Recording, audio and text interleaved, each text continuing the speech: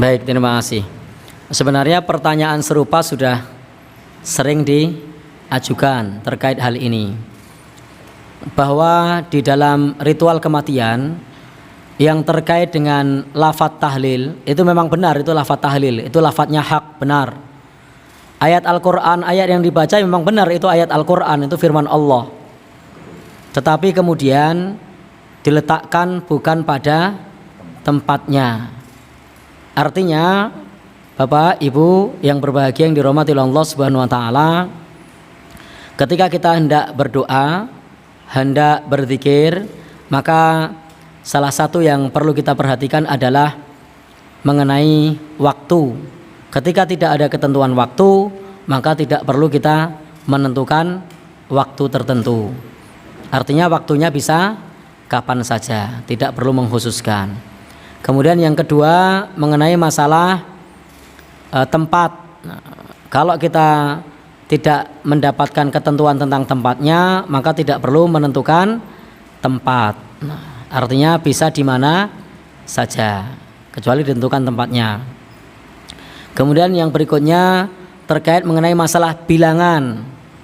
Karena kadang bilangannya kemudian ditentukan, dan itu menjadi sesuatu yang paten yang tidak bisa di otak-atik.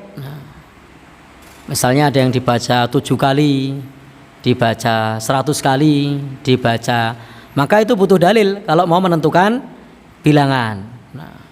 Kalau Nabi ngendika 33 ya 33, tidak boleh diubah menjadi 45.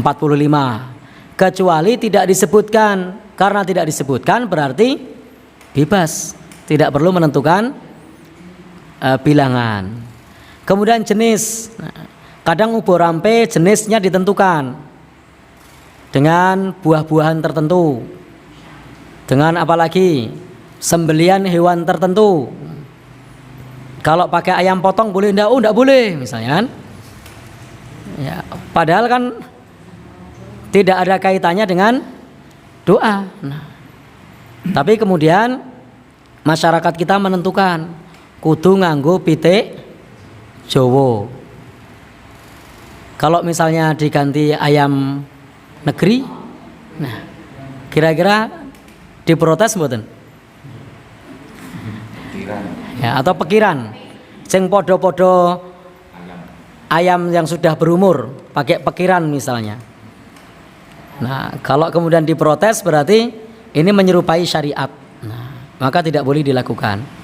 Karena pada prinsipnya jenis yang semacam ini tidak perlu ditentukan dan bebas mestinya.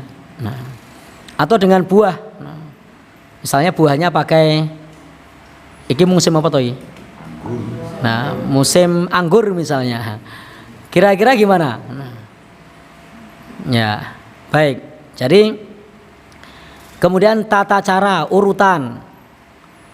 Apakah urutannya harus seperti itu? Nah, karena di dalam agama kita selama tidak ditentukan tata caranya, urutannya, maka itu artinya bebas. Nah, dan jika misalnya kita mau melakukan satu doa untuk orang yang sudah meninggal dunia, maka yang perlu diperhatikan lagi tadi adalah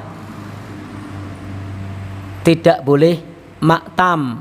Nah, jadi tadi tata caranya perlu dikoreksi, tidak maktam. Maktam itu kumpul makan. Nah, jadi kumpul makan ini memberatkan keluarga yang berduka. Kemudian apa lagi? Ini menjadi ranah keluarga. Artinya ini tanggung jawab ranah keluarga. Lah kapan tetangganya mendoakan? Saat takziah, saat mengantar jenazah, saat menyolatkan. Kapan lagi tetangganya mendoakan? Saat sholat Jumat mendoakan. Sholat Jumat itu mendoakan untuk seluruh kaum muslimin di seluruh dunia. Allahumma gfir lil mu'minin wal mu'minat al muslimin wal muslimat.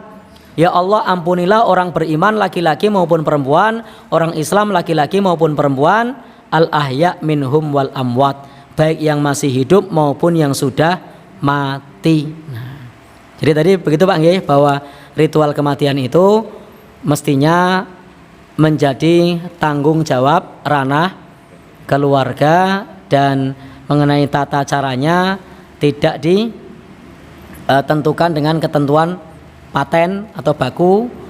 Kemudian apa lagi tadi, bilangannya, waktunya, jenisnya, tempatnya, pemenang yang belum tadi.